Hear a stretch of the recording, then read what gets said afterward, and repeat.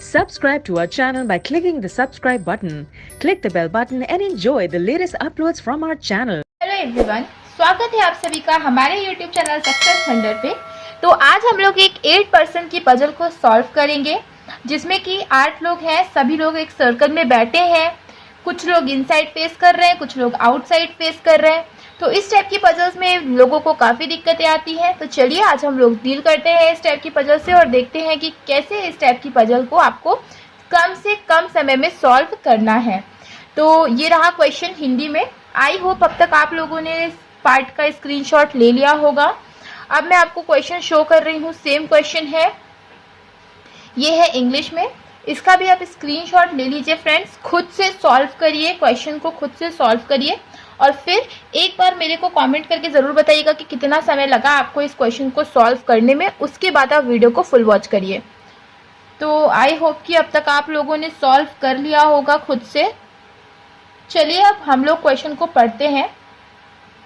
तो देखिए क्वेश्चन में लिखा है 8 persons P, Q, R, S, T, U, V and W are sitting around a circle। 8 लोग हैं, P, Q, R, S, T, U, V और W। ये लोग सभी के सभी एक सर्कल में बैठे हैं। 3 of them are facing towards the center and other 5 are facing outside the center of the table। मतलब इन सभी 8 लोगों में से 3 लोग तो सेंटर की ओर देख रहे हैं और बाकी के जो 5 लोग हैं वो सेंटर से बाहर की ओर देख रहे हैं। 2 persons sit between W and T। तो आपको ये समझ में आ गया कि जो 3 लोग होंगे वो इनसाइड फेस करेंगे और 5 लोग कहाँ फेस करेंगे, आउटसाइड फेस करेंगे।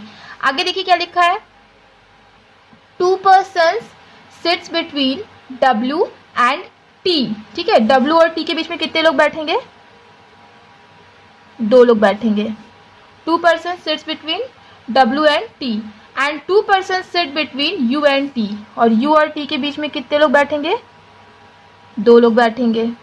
ठीक है, आगे R sits second to the left of V who faces towards the circle। ठीक है, R जो है वो V के सेकेंड लेफ्ट पे बैठेगा, V जो कि सर्कल की ओर फेस कर रहा है। तो देखिए फ्रेंड्स, ये एक फिक्स इन्फॉर्मेशन है। तो चलिए हम इसको फिक्स करने की कोशिश करते हैं।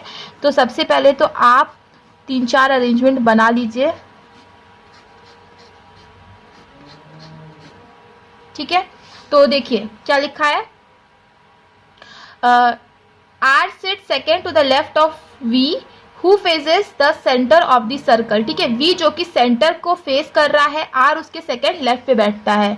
ठीक है, V जो कि सेंटर को फेस कर रहा है, R उसके सेकेंड लेफ्ट पे बैठेगा तो इसका सेकेंड लेफ्ट कहाँ पे आएगा, यहाँ आएगा। ठीक है, V के सेकेंड लेफ्ट पे R कहाँ आ गया, यहाँ आ गया। R sits second to the left of V who faces the center of the circle। Q faces the center of the circle।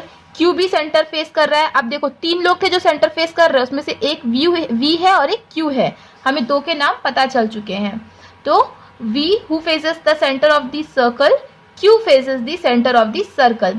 Q sits third to the right of U।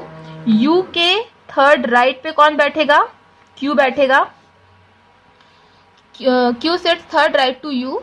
S is not neighbor of W। S जो है वो W का neighbour नहीं है। R is sitting third to the left of S। R जो है S के third left पे बैठेगा। ठीक है, S के थर्ड लेफ्ट पे कौन बैठेगा, R बैठेगा। R is sitting third to the left of S who sits second right to P।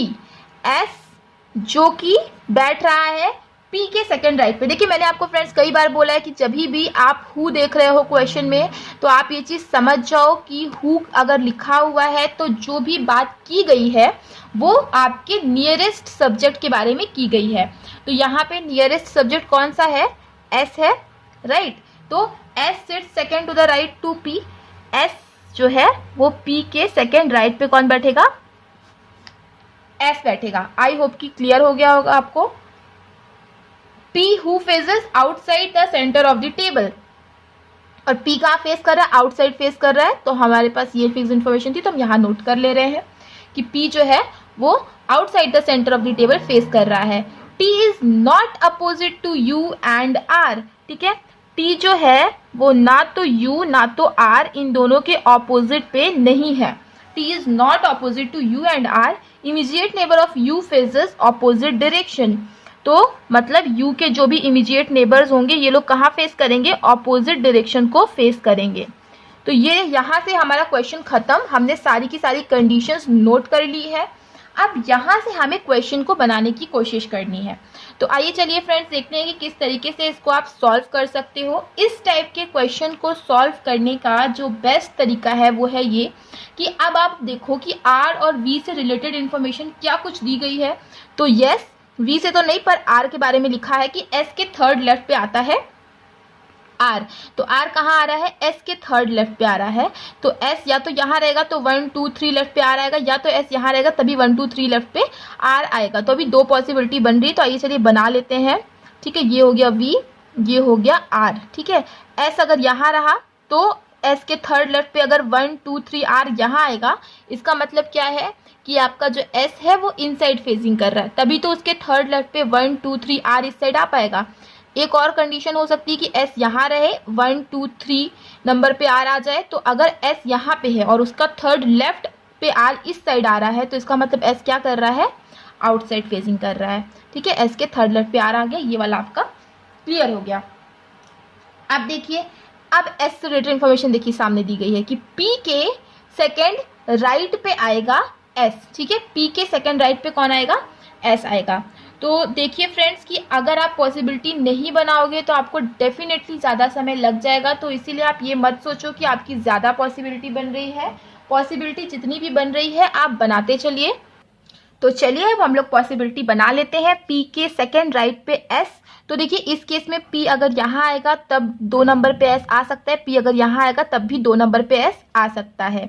लेकिन अब यहाँ पे क्या बोला है कि P जो है वो आउटसाइड फेजिंग है, ये इन्फॉर्मेशन फिक्स दे दिया गया है। तो अब आप समझ सकते हो कि P की फेजिंग अगर आउटसाइडिंग है तो हमें और पॉसिबिलिटी बनाने की जरूरत नहीं है, हम यहीं से आपको फिक्स करके बता सकते हैं। देखिए P के सेकेंड राइट पे S, अगर आप P को यहाँ रखते हो तो उसके सेकेंड राइट पे S यहाँ आएगा। दैट मीन्स P क्या है, इनसाइड फेजिंग हो जाएगा। तो P को इनसाइड फेजिंग तो रखना नहीं है, तो P यहाँ आया, इसके सेकेंड राइट पे S यहाँ आ गया, तो P आउटसाइड फेजिंग।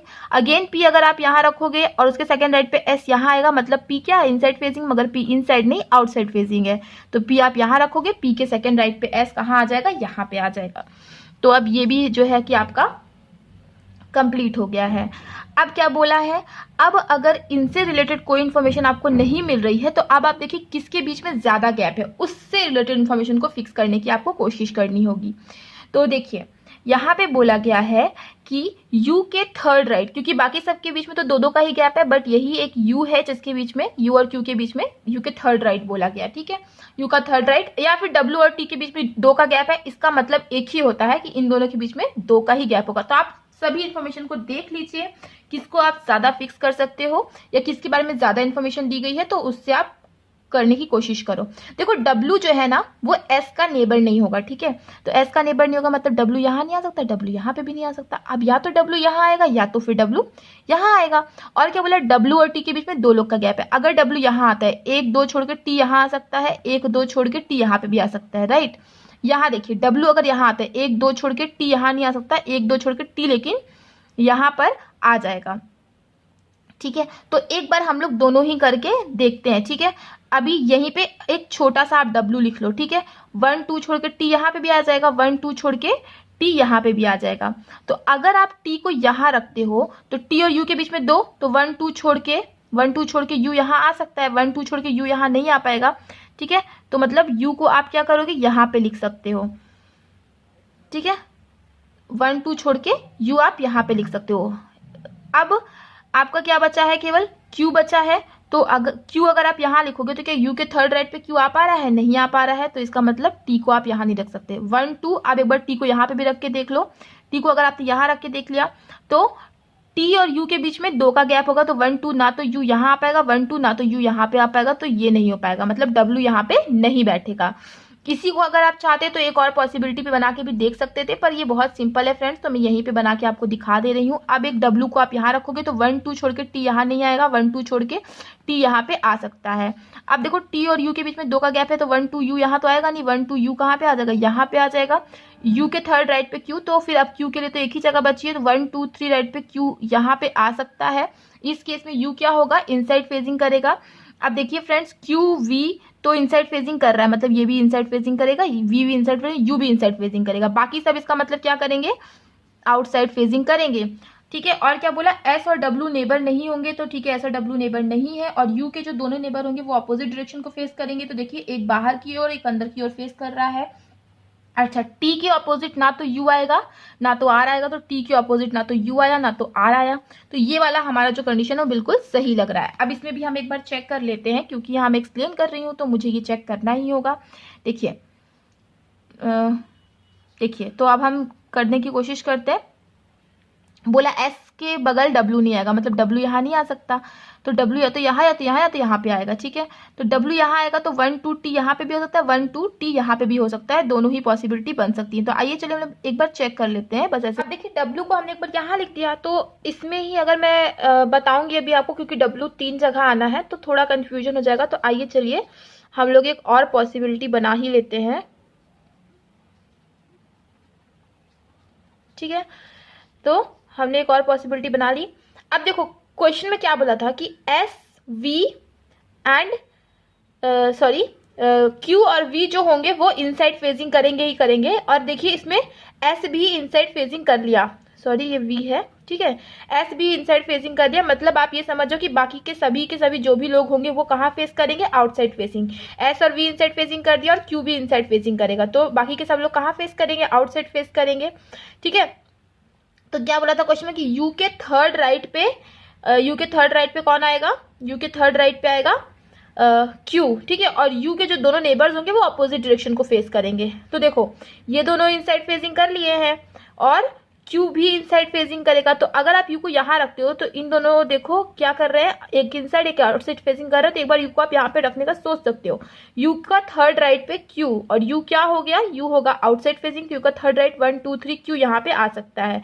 अब आप यू को यहाँ रखोगे तो 1 2 3 क्यू यहाँ पे भी आ सकता है, यू को यहाँ रखोगे तो 1 2 3 क्यू यहाँ पे भी आ सकता है। तो अगेन 3 पॉसिबिलिटी बन जाएगी, तो कोई सी भी आप रख के चेक कर सकते हो एक बार।